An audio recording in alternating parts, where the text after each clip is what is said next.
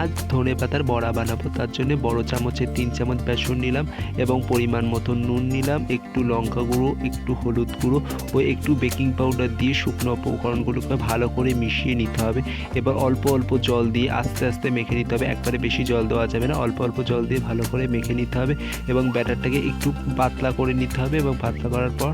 এবার ধনেপাতাগুলিকে মাছ বরাবর কেটে হাফ করে নিতে হবে। এবার সেই গ্যাস জ্বালিয়ে কড়াই বসিয়ে কড়াইটিকে গরম করে নিয়ে ধনেপাতাগুলোকে ভালো করে বেসনে চুবিয়ে গরম তেলে ছেড়ে দিয়ে এপিট ওপিট করে ভালো করে লাল লাল করে ভেজে নিতে হবে এবং ভেজে নিলে তৈরি হয়ে যাবে